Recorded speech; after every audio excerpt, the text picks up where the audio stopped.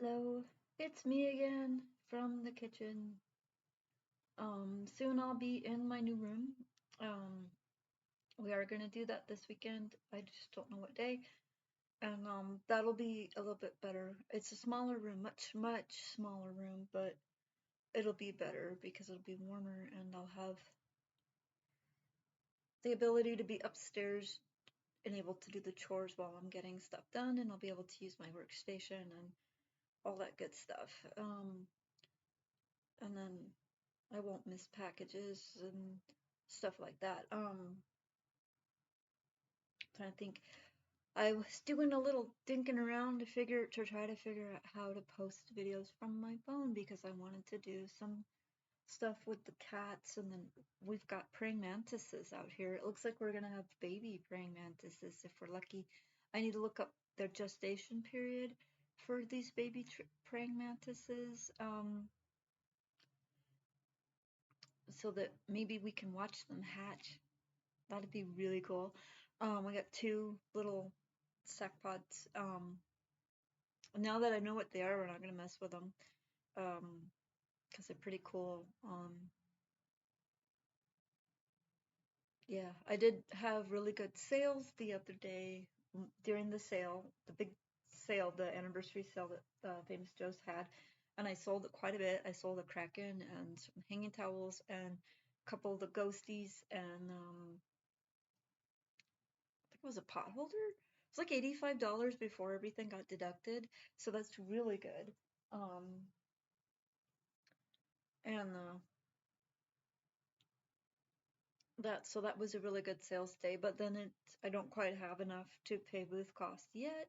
But it's only like the 5th of the month, so I should get that soon with the Halloween stuff and with the Christmas stuff. And then I also came up with these guys, the little sus dude from Among Us. They're cute. Super easy, super cute. Doesn't even take up that much yarn. Um, so they'll be going into the booth really soon. I'm not sure when John's gonna be able to take them up or when somebody's gonna be able to take them up, but they're gonna be there really soon. And so yeah, oh yeah, I was trying to figure out how to do posts on YouTube from my phone, but for some reason, even though I logged in to the app thing with the same information that I'm logged into here, it didn't acknowledge that I have a channel. It created a new channel. I don't know why it did that. So I have to try to figure out how to get the video on my computer from my phone. Um, Maybe I can send that through email or something, but I don't know how to do that. So maybe somebody like email it to me and then download it from the email and then load it up from that. But I don't know how to do that. So somebody might have to help me with that, like Eli. And my son's a really good tech nerd. Um, but yeah, I don't know why it logged me in with the exact same information, but it started a second channel. And I don't know if it's the phone system is so different that that actually thinks it's a different channel or what. I don't know much about that. So if people want to help me with that, why that happened, because it's not showing up on my real channel. It's not. And it's kind of driving me nuts because that was a really cute video with the praying mantises, and then right after that I noticed little egg pod thingies, and they kind of look like this weird fungus slug, and we'd seen them last year but didn't have a clue what they were, and but now we know what they are, so hopefully we'll get to watch them hatch. That'd be really cool. Um, to see like all the little baby praying mantises, and apparently they do their first molt right after they're born. And so that's like, so you get these little molts building up. That's really cool. I don't know if I can do craft projects with praying mantis molts or not, but I might get a chance to find out. It just depends on how fragile they are and what the hell could we do with them. But we'll figure that out. Baby mantises, that's so cool. We're gonna have baby mantises. So if Jasper doesn't try to eat them, that cat, I swear. He's just full of trouble. He's just getting me nuts. So I'm trying to get my stuff all figured out, packed up, and done so that I can have the stuff that I need immediately up there, and then some of the other stuff can kind of come up as I go, like most of my clothing and um maybe the back stock. I don't know if I can keep my back stock in my room because it's nice sized room. I can fit the size bed I want in there and my workstation. And I think the separation of the yarns, my yarn separator system I've got, so I got them in colors, put them in these little bins by color. And then if I wind up finding a whole lot, I have an extra bin. So if I wind up finding a whole lot of the same color, then I can put that in the extra bin. Which is totally full of green right now. And I need to continue going through some of my old boxes so that I can figure out um, just what I have. Because I have a ton of yarn I haven't had access to in a long time. So I have no idea what I have in some of these places. I know that I bought certain yarns, I just don't know where they are. And so hopefully I can find them and I can use them up and I can get them selling, but that's kind of a thing. Um, I thought maybe I could do like the Patreon whenever I do that from my phone so that I could do the animal videos, but I'm not anywhere. I don't feel like I'm near the Patreon, and I feel like I really have to push for subscribers, and I don't really have that many, and I'm not really getting like tons of them all at once, which is fine because that means I'm getting them from natural people, just find them and they like what I'm talking about, and um yeah, and that's good. Um, if I could just get my brain to work. I do not know why my brain is not working. I've slept pretty good the last couple of nights. I still feel sick. I still wake up feeling like I've got a headache and I'm still kind of tired, but I just sleep as much as I can. I can't sleep anymore. And I'm up at like crazy hours. Sometimes I can't go to sleep until after 11 and then I'm up at 6 o'clock, 6:30. What the hell, did I get enough sleep? Because I know when I was younger I didn't need much sleep, but now that I'm older, you know, I need more sleep now. I'm in more pain now. I'm having more issues, especially with the nerve damage because it's hard to walk and stuff. And I'm noticing some things with that. I don't think it's gonna heal. They keep telling me it's gonna, but I know my body. It's not healing. It actually may be getting worse. And I don't have a doctor I can go to for that because I don't think I'm gonna need surgery. I don't think it's bad enough to need surgery, so I don't know what to do with that. So um that's just where that is. Oh, I think I hear my neighbor yelling at her dog. Got one of the cat's attention. Um yeah, so I'm just like the fibro's really sucking. It's hitting me hard. The weather is a little bit unusual right now. It's really warm for this time of year, and I think my body knows it. The mantises seem to know it. I can't wait for babies. So cool. Um, and I want to tell my daughter about the baby mantises, and I just completely lost my train of thought. Oh, and it'll be really cool. Oh yeah, one of the issues I think we're gonna have with moving up is Gigi. Gigi's gonna have a hard time. He likes to hide in the basement, but it's so cold, and I don't want to leave him down there. I don't want to leave him down there by himself. I mean, Logan's down there, but he likes Gigi, but he doesn't really seem to be the personality type where he cares for pets. So, I mean, not that he doesn't care about them, but it's just that he's not interacting with him like you would if you wanted the pet around. But he does pet him, he does like him. He really seems to like Gigi. It's just he doesn't interact with him as much as you would if you were like a pet owner.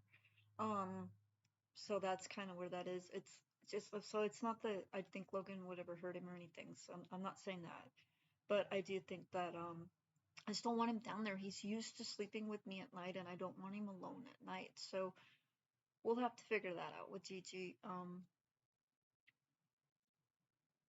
So, but I think he'll do all right. He's a little PTSD kitty, so he's gonna have a little trouble with change. He did not like it when we moved. I mean, he pissed himself before we even left the apartment.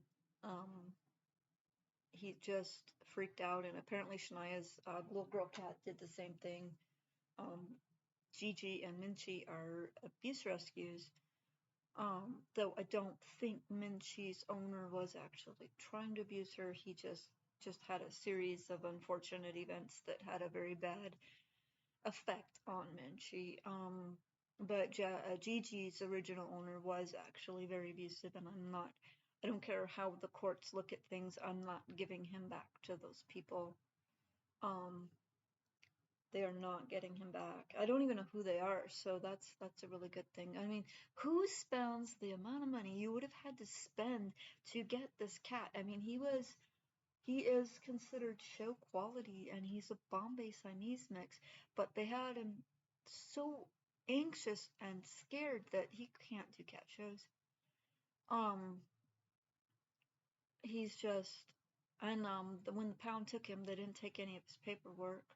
So the only thing I could think of is that maybe it's a bad breeder, or um they got him to try to breed him and then just didn't realize what kind of issues they have, because people oftenly don't look into the the the breed history, I guess. The information that you would need to know about a breed, because like people, you have these tendencies that run through certain animal breeds, and it is because um, people are inbreeding them to get these looks that people want. Um, but seriously, with the Siamese Bombay, there's a lot of Siamese, there's a lot of Bombay.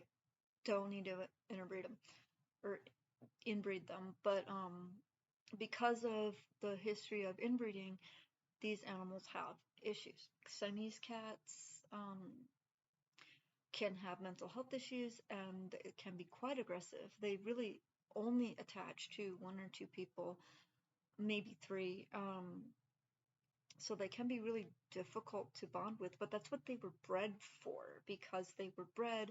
The crick in their tail was caused by the royals would put jewelry on the cat's tail, and then to get them used to carrying it. And then if somebody broke in, they put like something on the cat's tail, and the cat would run away, and the burglar would try to catch the cat, and the cat be like running all over the place with this jewelry on the end of their tail. And that's part of the reason why they have the little crook on the end of their tail.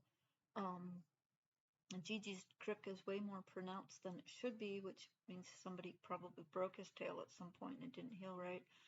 Um, and then Bombays are just, they're super cuddly and snuggly, and that's wonderful, but they are attention whores and they are attention hogs.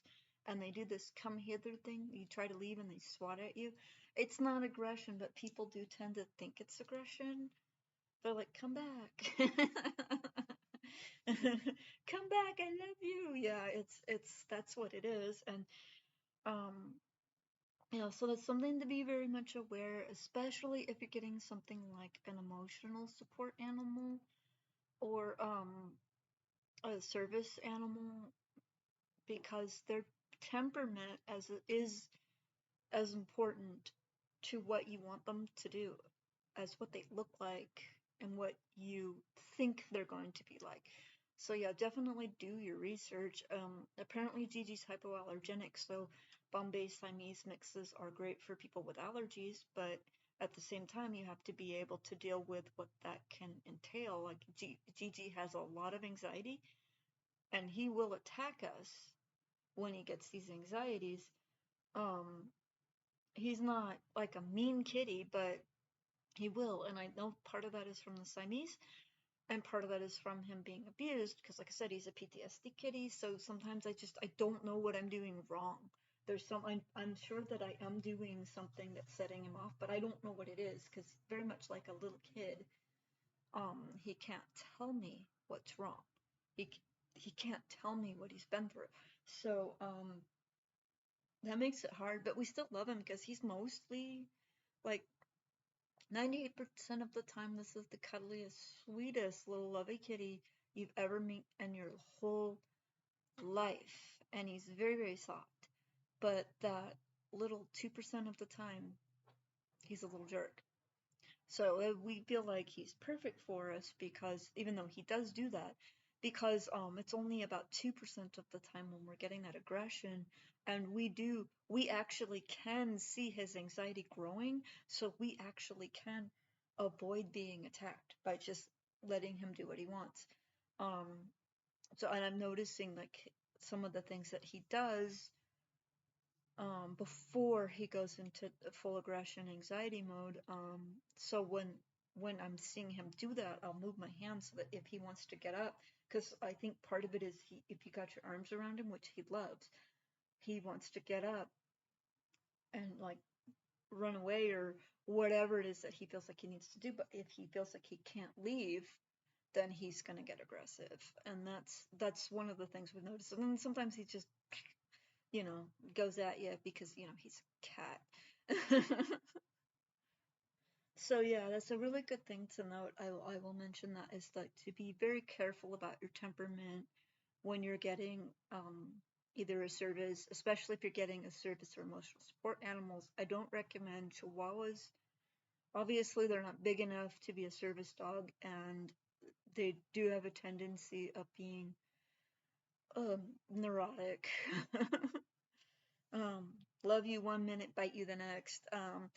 But some people really like Chihuahuas. But I mean, like as a first-time dog, I would not recommend a Chihuahua. I would not recommend it as a emotional support animal. Or Jack Russells are the same way because Jacks have so much energy. They gotta go, they gotta go, they gotta go. They're bred for chasing rats. So they're just everywhere. They're crazy because they've got all this energy and you constantly have to be taking care of them. It's the same with a husky.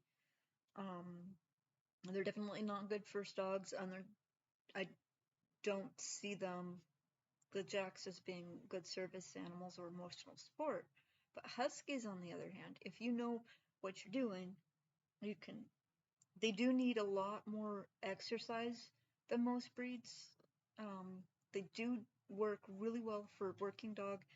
Husky mix is great, but I would recommend them for somebody who has experience with caring for dogs because huskies do have a lot of energy. Um, German shepherds and pit bulls are hit and miss. Again, it's the temperament.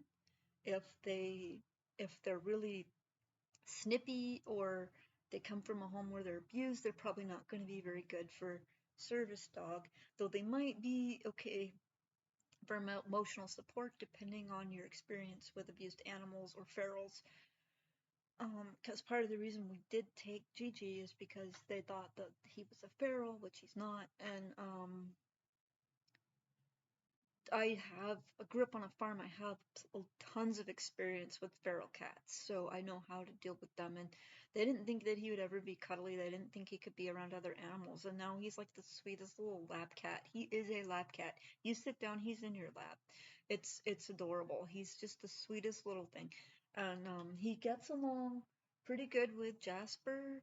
The only reason he doesn't get along with Vinci is because of her anxiety from what she went through um, while she was living in the car with the homeless man and about, what was it, 8 or 9 other animals. I always forget because he had like 2 little dogs. I think they were Chihuahuas, and then an older cat, and then some other homeless person. He'd gone to Florida thinking he had an opportunity, wound up coming back, and couldn't get his job back. I don't remember why, but he couldn't get his job back, and so then he wound up homeless in his car, and another homeless person gave him a bunch of other animals, and there was something wrong with those other animals, and they were just driving him crazy, and there just wasn't enough space. I mean, he took the animals because he's a good guy, he's trying to help, but then with all those animals in the tiny confined car, yeah, it's like little kids being left alone in a playpen. They're going to start beating on each other if you don't pay attention. And I don't think it's necessarily that they're bad. It's just they get moody. And animals are really a lot like little kids. They don't fully understand what's going on. They don't think on a mature level like an adult. They're always, it's this impulsive in the moment. I'm grouchy, I'm in pain. It's your fault because I see you. I don't know why I'm grouchy and in pain, but it's your fault because I see you. And that's kind of the same with little kids. So, um, and the only reason I know that these other animals were given to this guy was because he'd surrendered all of the animals um, to some agency. It wasn't the Humane Society, but it was some other type of a small animal rescue.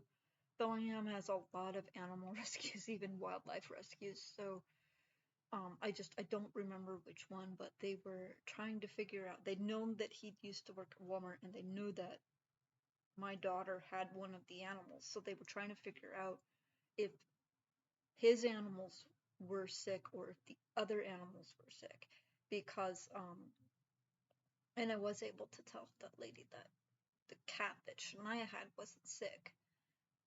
But that we did know that somebody had dumped a bunch of animals on this guy and they were sick.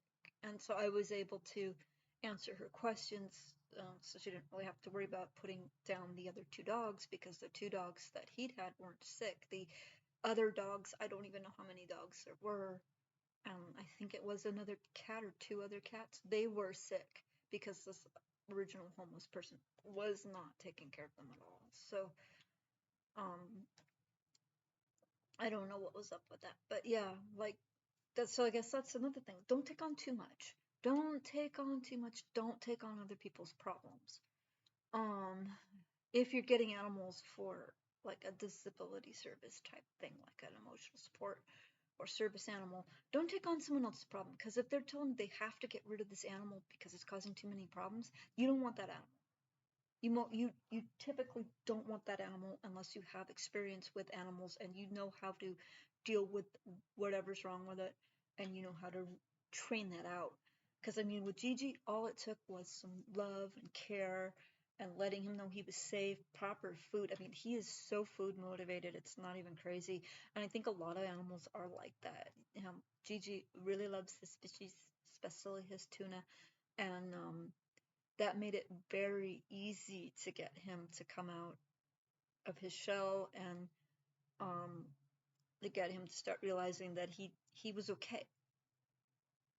Because that first part is going to be the hard part. And if you don't know how to deal with that, then don't deal with that.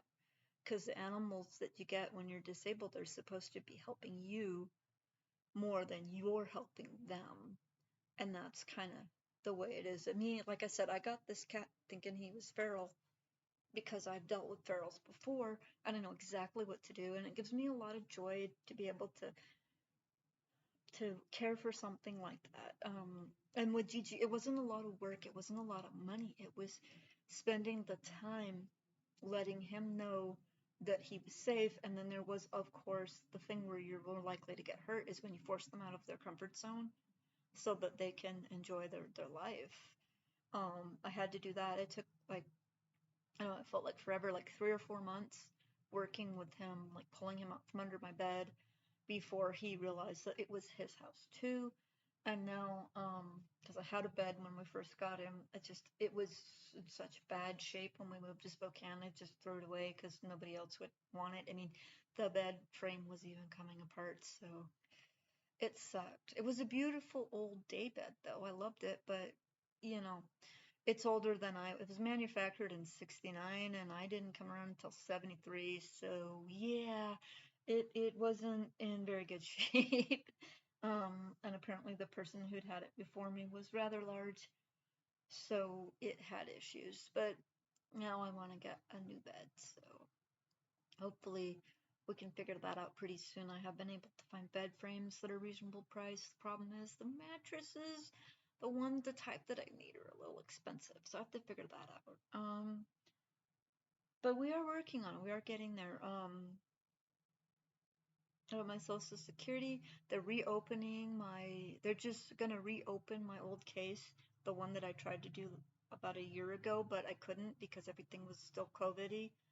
I mean, everything was shut down, so I couldn't get a hold of an attorney. So they just used some COVID loophole and they're restarting that. And they think I should be able to get off of that, just the back injury alone, because there's no way I can work a 9 to 5. And the way that people are saying they need people to work, there's no way in hell I can do that with my back in the condition that it is. I can't do 8 hour shifts. I can't pull 50, 60 pounds worth of freight from one end to the other. I can't even get it on the cart.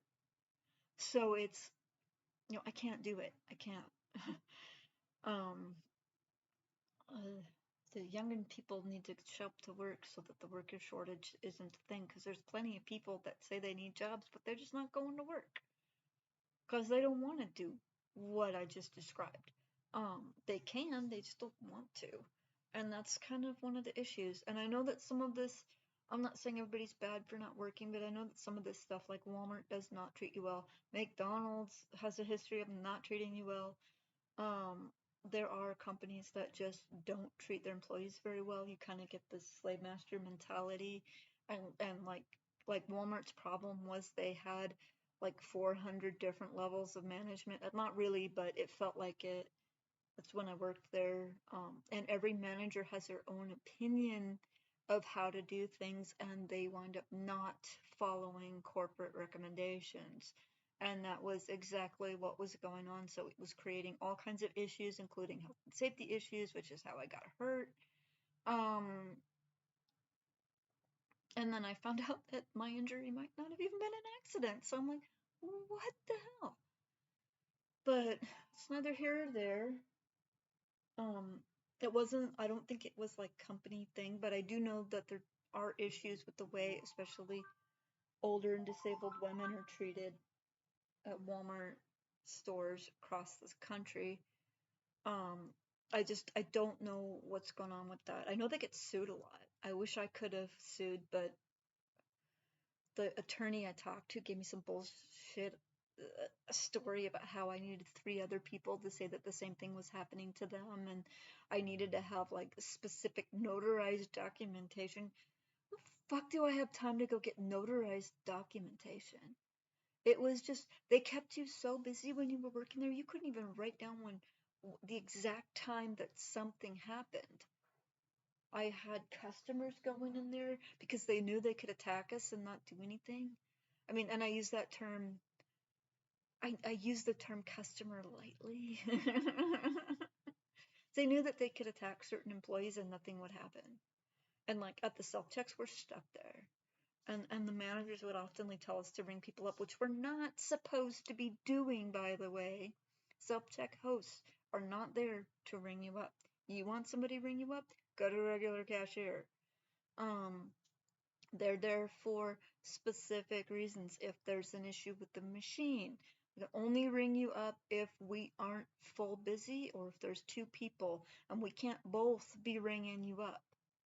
So that's the thing. There was almost always very busy, and there was always only one person there. So I couldn't ring people up, and